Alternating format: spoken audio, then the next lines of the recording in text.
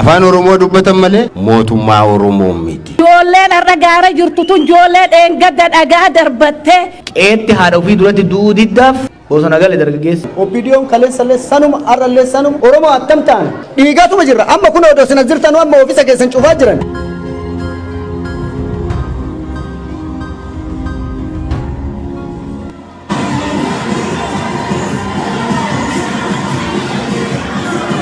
Imalli galatoomaa hoogganoota olaanoo paartii koongireesii federaalawaa Oromoo obbo Baqqalaa Garbaa fi Jawaar Mohammad ejjufuun magaalota Ameerikaa garaagaraatti mariin hawaasa Oromoo garas jiran waliin taasifamaa jira. Imalli kun kaleessa gara bulchiinsa Aayowaatti ture. Hoogganoonni KFO kunneen simannaa hawaasa Oromoo garas jiruun taasifameen boodas haala qabatamaa Oromoo fi Oromiyaan keessa jiran darbees egeree qabsoo Oromoo irratti marii fuulleffate hirmaattota waliin taasisaniiru. Uummanni Oromoo yeroo ammaa jijjiiramni qabsoo ilmaan isaatiin dhufe butamee yeroo kamiin olittiyuu rakkoo hammaataa keessa bu'ee jira jedhan itti aanaa dursaan paartii koongireesii federaalawaa Oromoo obbo Baqqalaa Garbaa waltajjicha irratti haasaa taasisaniin uummatichi qaama maqaa isaatiin aangootti ba'een roorroon itti hammaatee jiraachuus kaasan kanaafis fala barbaaduun gahee qaama maraa ta'uu akeekan. Oromaa keessatti mirga qabdu. Nummoo biyyuma keenya keessatti mirga hin qabnu. Mirguma ishee waggaa afuran har'aa qabnullee har'a hin qabnu. Isheen yeroo tokko al tokko nutti mul'isanii ifa ishee xiqqooma ishee billichi nutti godhanii nurkatti dhaamsan nurkatti balleessan utuu sirbinee hin quufin utuu galateeffannee hin quufin yeroo suma deebi'ee wanta nuyi qabne hundumtuu bishaan nurkatti namme nu jalaatii bade jechuudha.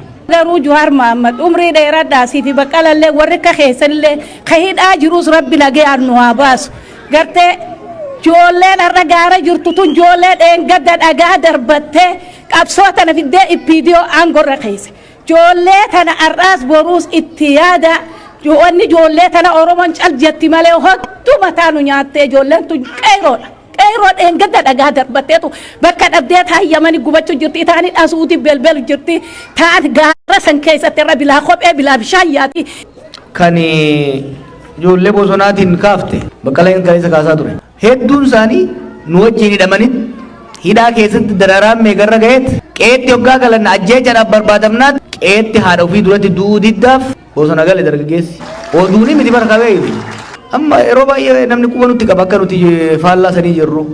Kami jaarmayni gadi ba'ee biisan keessa osoo taa'u osoo maqaa shoror keessaa itti dhoobamee jiru gadi baanee koora irratti ejjennoodhaan waraana shanee jedhamu hin beeynu waraana bilisummaa Oromoo jedhamu beeyna jenna.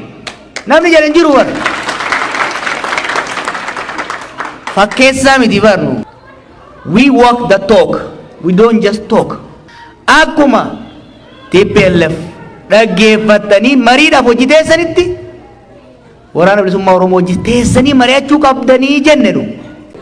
Obbo Jawaar gaafa biyya kana achi deemtu mootummaan amma filanne kun isuma kana nu bulcheettee kursii isaa jala deemsisaa fi turte kursii qabdee fi kanuma nu bulchaa ammaaf haga filannoon ga'utti kanuma nu bulchaa kan jettu dubbachaa turte haa ta'u malee jarri garuu akka bofaa ta'aniit sammuu namaallee hataniit sammuu keessanillee hataniit gara garanii waan biraa miidhaa biraa uummanni akka yaada biraa keessa seenu nu taasisan. Opiidiyoon kaleessallee sanuma har'allee sanuma borus sanuma maaluma amantanii akka obboleettiin achi keessaa dubbatte san maal amantaniit ishiin sanuma yoo adda nama fakkaatu yoo dhiphatte amma tana laaftee dhuftee maanoo uummataa san bakka namni rakkatisan dhibee uummata Oromoo san hooqxi gaafa bultii lama sadi bulte namoota achi keessaa dubbatan reefu tana affante hiite ishiin bootaa sanit deebite.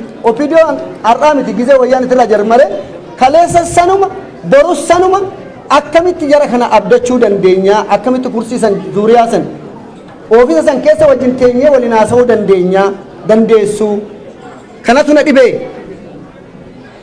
jarri silaa kaleessa sanuma borus sanuma akkam goona Oromoo attam taana akkamiin fayyina dhiigaatuma jirra amma kun odoo sina jirtan amma ofiisa keessan cufaa jiran namoota kaniin hidhaa jiran namni dhiiguun dhiifne namni du'uun dhiifne ofii keenyuma jallataan keenya san akkam goone diriirsuu dandeessan odoo jalatti qabdu odoo hiituu garagaranii siidhan kanuma nu bulcha jettee ta'u odoo wanni jettu kanaaf akkam ta'uu qaba wanti kun ka jedhu asirratti dhaabaan. Kan baay'ee nama gaddisiisu immoo dur ormaatiin cabaa turre, alagaatu nu cabsaa ture, waraanatu bakka biraatii dhufee nu cabsaa ture. Har'a immoo namuma nu keessaa bahe, namootuma afaan keenya dubbatan, namootuma aadaa keenya beekan, namootuma baay'een isaanii namoota waliin guddanne hin deebine miidhamuu keenyadha. Rakkoo guddaa keessa jirra guyyaa har'aa kana jechuudha. Afaan keenya dubbata.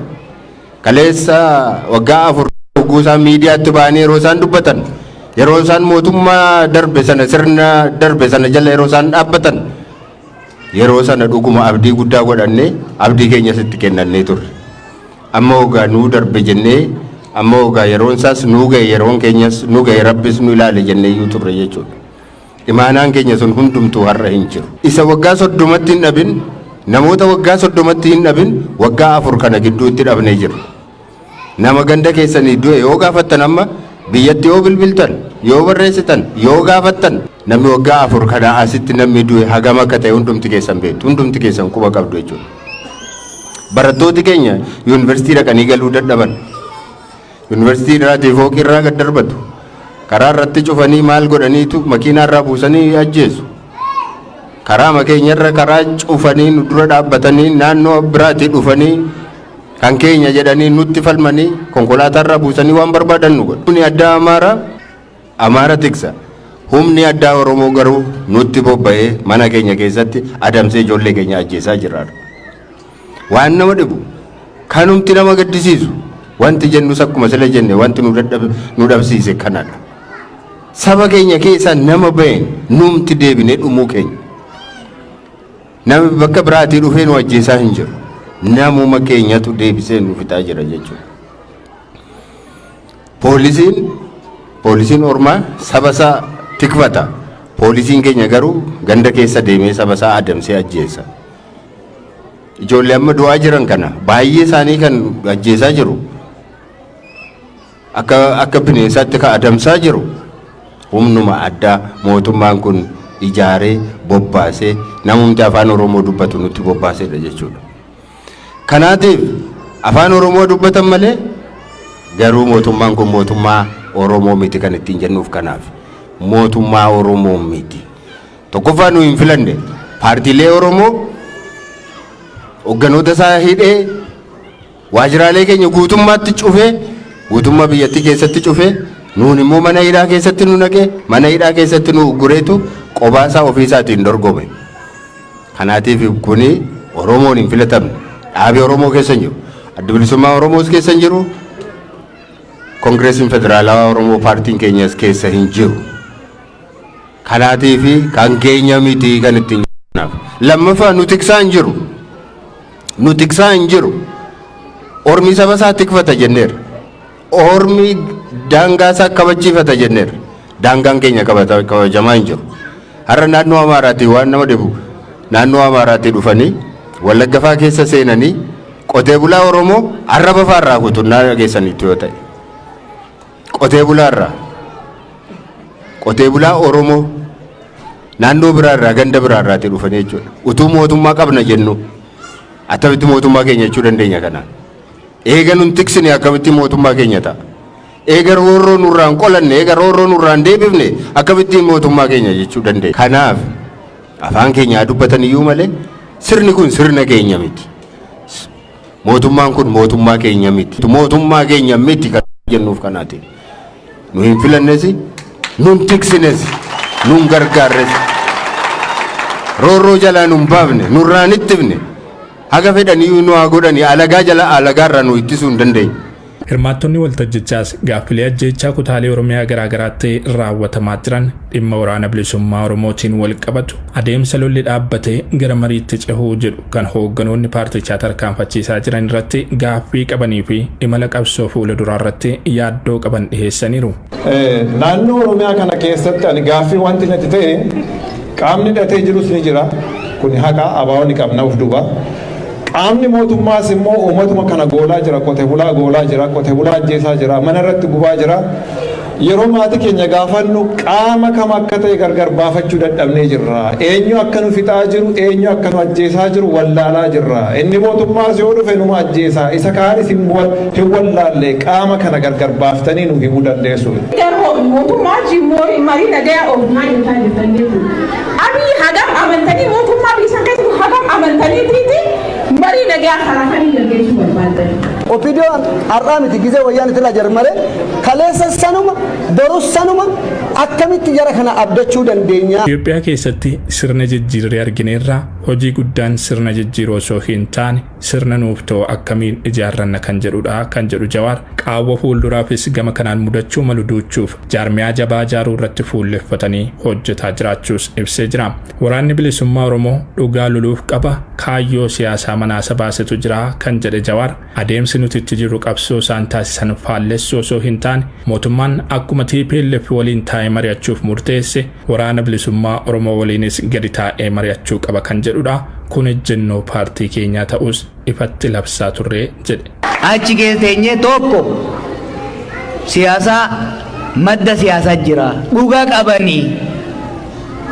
These are legitimate political force. They have legitimate political grievance. Akkuma TPLF dhaggeeffatanii mariidhaaf hojii teessanitti waraana bilisummaa Oromoo hojii teessanii mari'achuu qabdanii jennedhu. Jaarmiyaalee siyaasaa Oromoof qabsaan waliin adeemsa irratti garaagarummaa qabaachuu malla kaayyoonis ta'e uummanni qabsoof nuuf garuu tokkodha jedhan obbo Baqqalaa Garbaa gama isaaniitiin garaagarummaan jaarmiyaalee gidduu jira jedhamus akka odeeffamu akka hin taane akeekaniiru. Obbo Baqqalaan gaaffii egereen keessan nu yaachisaa jechuun hirmaattota irraa dhiyaateefis deebii kennaniin bilisummaan tolaan dhufu kan hin jirre ta'uu yaadachiisan mootummaa Oromoof ta'u ijaaruuf hunduu kallattii irratti bobba'een gatii isarraa eegamu baasuuf of qopheessuun akka barbaachisus hubachiisaniiru. Yoo tokkoon keenya yoo gatii baasne malee bilisummaan dhufuu hin danda'u. Freedom doesn't come free. Hin dhufu tolan dhufu. Gatii itti kaffaluu qabna baasuu qabna. Ani kaffaluun qaba qooda koo isin immoo as teessanii dadhabdanii isa ormaaf dadhabdanii maallaqa argattan kaffaltanii isinis qabsoo keessa jirtu.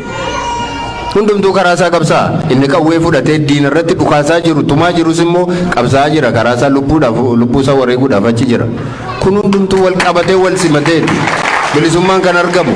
Malee akkuma itti teenyee isa barbaannu isa jaallannu nas taa'e isa kaaniin immoo deebi. Ani immoo dhageen du'aa Jawaar hin deema. Hin ta'u Jawaarin akkasii ta'u. Hin ta'u.